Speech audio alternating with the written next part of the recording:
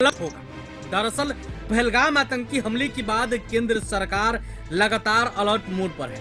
नागरिकों की सुरक्षा को लेकर सरकार की ओर से लगातार जरूरी कदम उठाए जा रहे हैं। इसी कड़ी में केंद्रीय गृह मंत्रालय ने कई राज्यों को सिविल डिफेंस के लिए मॉक ड्रिल करने को कहा है।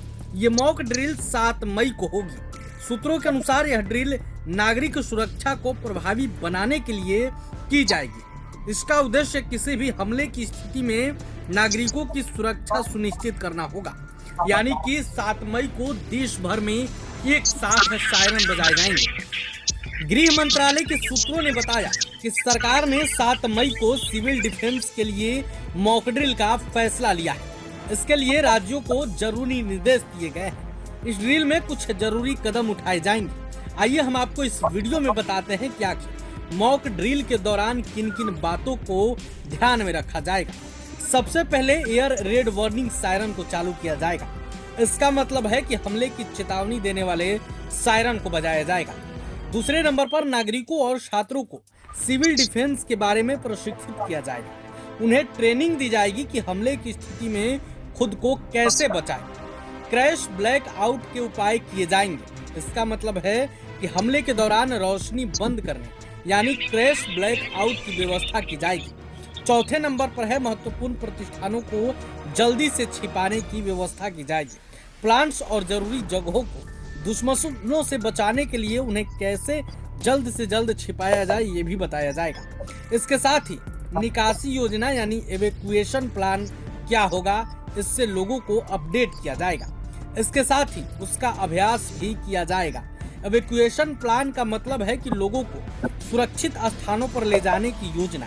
इसका मतलब है कि युद्ध की स्थिति में कैसे आम लोगों को सुरक्षित जगह ले जाएं, इसकी तैयारी की जाएगी। और देखिए, ये बात संकेत देते हैं कि कहीं न कहीं भारत और पाकिस्तान के बीच सब कुछ ठीक नहीं है। भारत जल्द बड़ा फैसला लेने वाला है, यानी पाकिस्तान में तबाही की भी तारीख अब जल्द ही आने वाली है।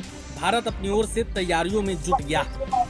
मॉक ड्रिल इस बात का संकेत है कि भारत पूरी तरीके से अब तैयारियों में जुट गया है, बस हमला बाकी है। यानी कि भारत और पाकिस्तान के बीच अगर जंग छिड़ता है तो भारत पहले से ही पूरी तरीके से तैयार रहेगा। आपको मालूम है कि पहलगाम आतंकी हमले के बाद देश भर में पाकिस्तान और आतंकवाद के खिलाफ लोगों के मन में गुस्सा है। लोग बदले की मांग कर रहे हैं। इस बीच रक्षा मंत्री ने भी कह दिया है कि देश जो चाह रहा है वही होगा। और देखिए, इससे ठीक पहले केंद्रीय गृह मंत्रालय द्वारा आदेश जारी कर दिया गया कि लोगों को अलर्ट रहने के लिए पहले से ही जरूरत है। प्रभातखबर.com, विश्वास वही, रफ्तार नहीं।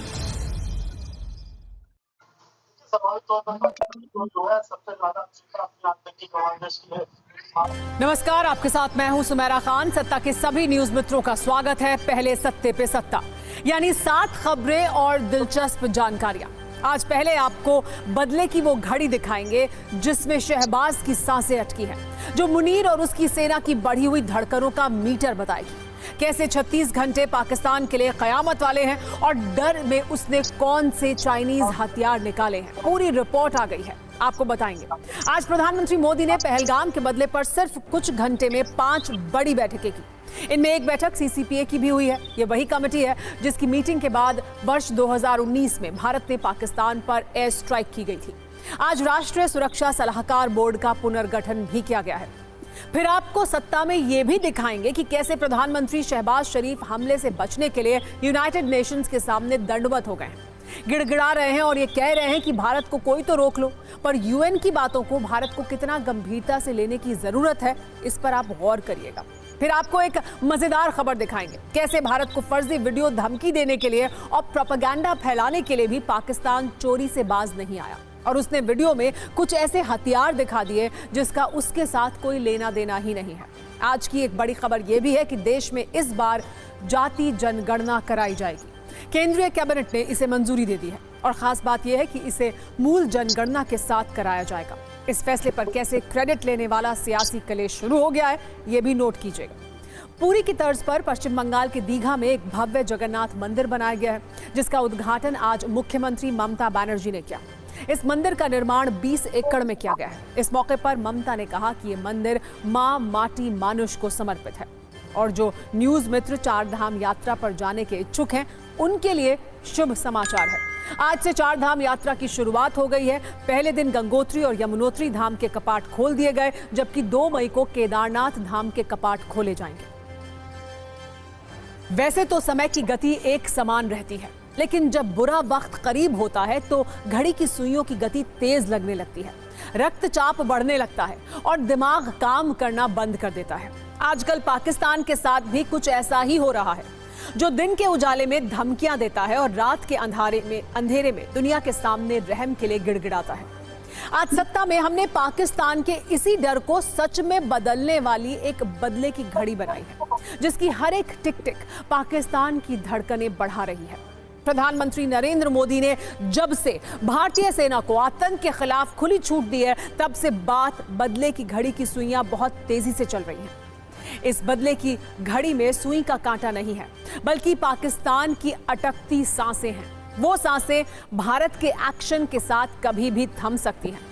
इस बदले की घड़ी में सुई की टिक टिक नहीं, बल्कि पाकिस्तान के डर वाली धक धक है। इस घड़ी में बढ़ता हुआ वक्त नहीं, पाकिस्तान के लिए खत्म होता वक्त है, जो इस बात का इशारा है कि पाकिस्तान के पास अब ज्यादा वक्त नहीं है।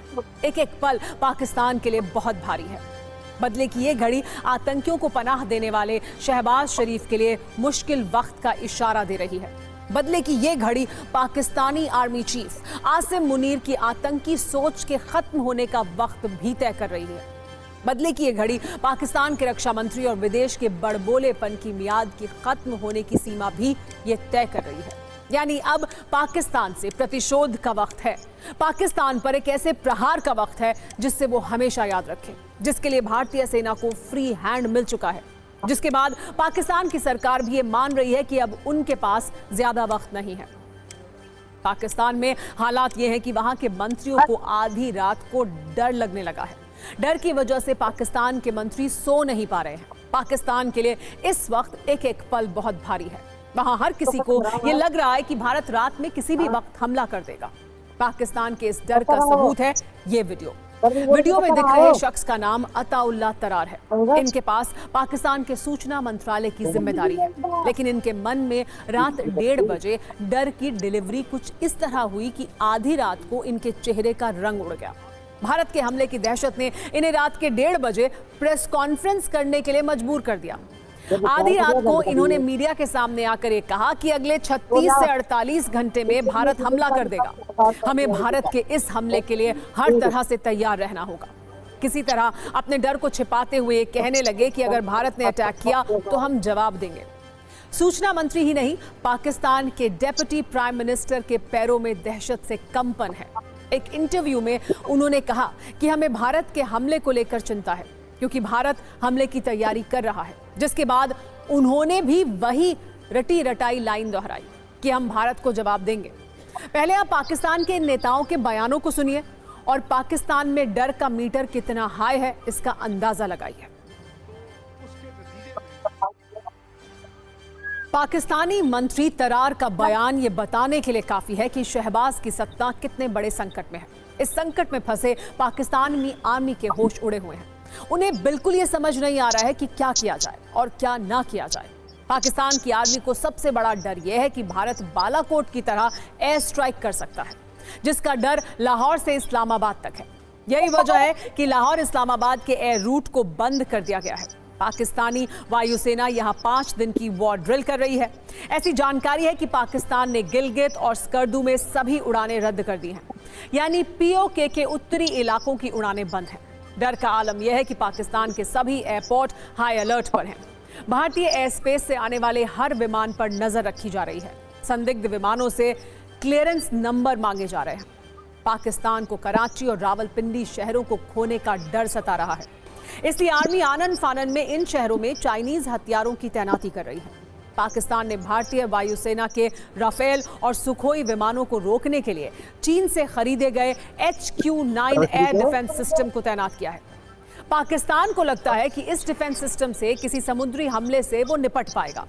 वहीं सियालकोट में पाकिस्तान की आर्मी ने अपने रडार सिस्टम को एक्टिव किया है ताकि किसी संभावित एयर स्ट्राइक को डिटेक्ट किया जा सके। वहीं फिरोजपुर सेक्टर में इलेक्ट्रॉनिक वॉरफेयर सिस्टम की तैनाती की गई है। आसिम मुनीर को सबसे ज्यादा डर पाकिस्तान के अवैध कब्जे वाले कश्मीर में हमले का है, इसीलिए वहां सेना की 6ठी आर्मर्ड डिवीजन और 7वीं इन्फेंट्री डिवीजन को तैनात किया गया है, जिससे पता चलता है कि पाकिस्तान कितने पैनिक मोड में है।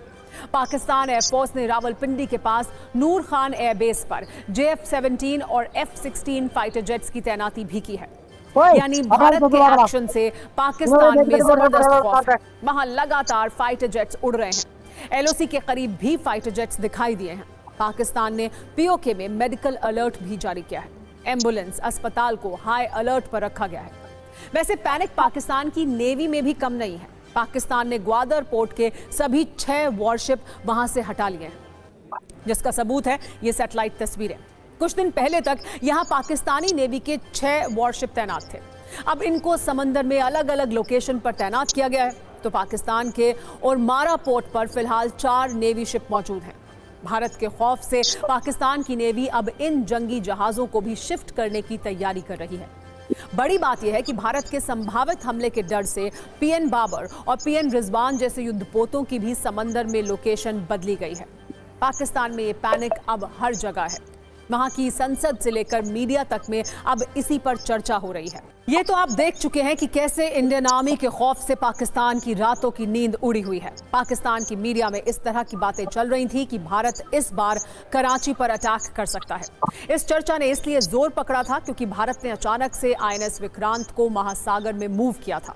INS विक्रांत इस वक्त कहां पर तैनात है, ये सीक्रेट जानकारी हम देश हित में साझा नहीं करेंगे, लेकिन कहा यह जा रहा है कि INS विक्रांत की मूवमेंट से ही पाकिस्तान को कराची गंवाने का डर सताने लगा है।